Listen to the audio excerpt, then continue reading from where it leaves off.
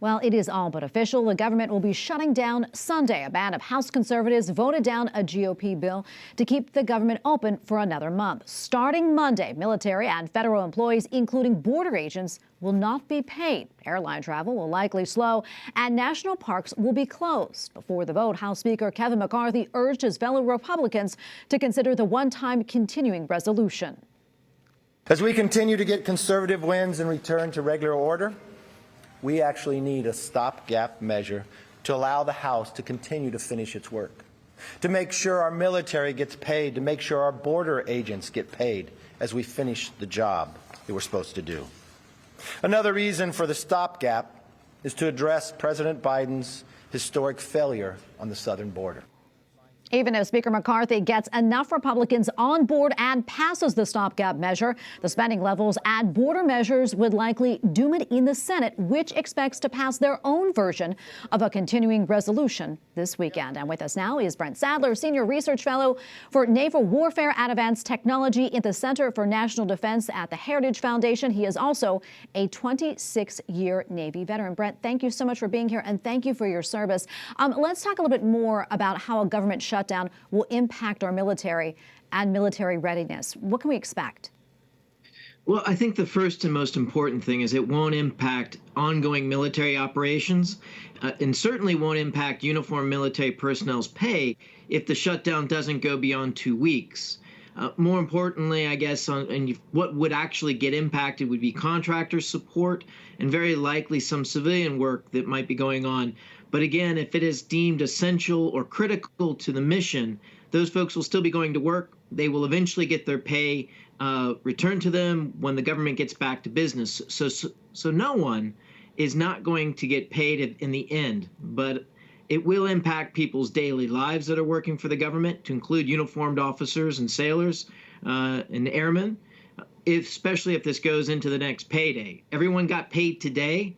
Next paycheck comes out the middle of October. And how big of a concern is this?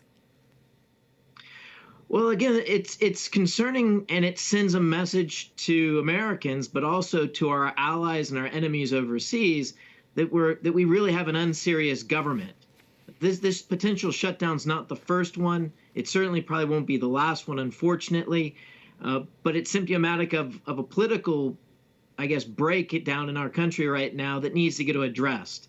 And the American public, I think, is waking up to it. There's certainly the lessons that we're drawing from this, that there's a lot of services that probably better to be taken by the state or put back into the hands of the citizens, where actually be a lot more responsibly handled and not held hostage to this annual budgetary fights. But I'm curious, in terms of morale, I mean, does this have any impact on our military? When I went through several of these, I did not sense in the past that there was any indication that it impacted our morale. Again, most of these shutdowns didn't impact our pay, and we had infrastructure, we had organizations in place to help sailors and families that were in need. We're a very tight-knit organization in the uniformed services, and so I did not witness anything of that nature. I've been out retired now for 3 years. I'm not sure that world events, I'm not sure that the erosion of the last few years of confidence in our military and the morale is coming from a better place. So it's an open question in my mind, but certainly it just adds to a continuing narrative that we are unserious about our defense. We're unserious about running our government. Yeah, kind of jumping off of that, Deputy Defense Secretary Kathleen Hicks said recently, quote, "As bad as it could be to have a CR, which we always want to avoid, it would be even worse for the defense of the nation to have a shutdown." Brent, your thoughts as we do face threats from abroad and here at home? Well, as I said, I mean, for the adversaries that are perhaps listening to this, the military is still going to be on watch. And it's still going to be a lethal defense for U.S. interest and livelihood of American citizens all over the world. That's not going to change. Paychecks will eventually be paid, and people will get their salary. It just may come at a later time. That does inconvenience families, and that does inconvenience, people trying to keep the bills paid on time. So that's something I think that we need to consider, and certainly the politicians here in D.C. need to actually put that also in the front of their mind as they're making these decisions. Brent, quickly, almost out of time, but I do want to touch on this. Today was General Mark Milley's last day as chairman of the Joint Chiefs of Staff. Curious your thoughts on his legacy and also his successor, Air Force General Charles Q. Brown. Yeah, so with his new successor, again, there was a lot made to do about Senator Tuberville's hold.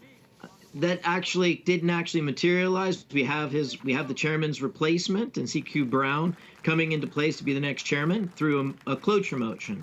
And so those backlogs will continue to be cleared with the most important operational military billets being filled, I hope, through cloture votes in the future. As far as General Milley, he has a checkered record, quite frankly, in this town, and he used his closing speech to make a few political jabs, which again does not help this image of the military uniformed senior officers becoming highly politicized. So disappointed in his closing comments that took a not so veiled jab at the former president. All right, we're going to leave it right there. Brent, great to be with you. Thank you so much for your time and insights. Appreciate it. Thank you very much.